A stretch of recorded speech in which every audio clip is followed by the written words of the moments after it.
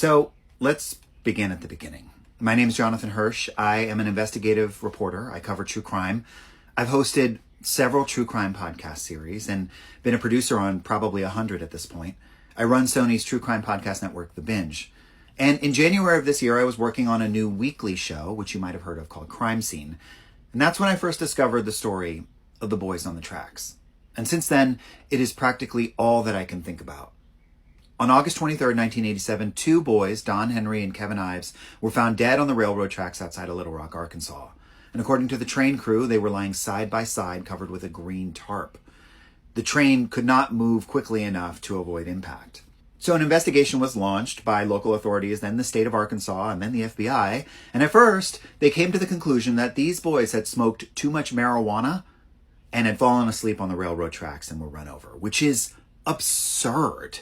The family protested this. A second autopsy was run, and they found out that the boys had been stabbed, that there was blunt force trauma, and a grand jury was convened to investigate this.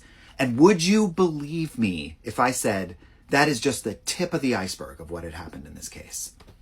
Now, this was 38 years ago, mind you, but before law enforcement left this case to collect dust, half a dozen witnesses had come forward as part of that grand jury process.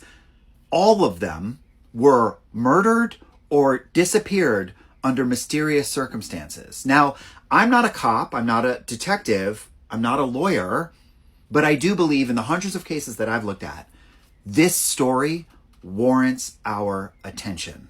So here's what I'm hoping we can do together. I have the Arkansas State Police file, the investigation, the FBI file, every autopsy, grand jury paperwork, and starting today, in public, we are going to look into every single document and person associated with this case. And in 400 days, it will be August 23rd, 2027, which will be 40 years since the death of those boys. I believe that in all of the wide world and in the many decades since their death, somebody has answers. So let's go find answers.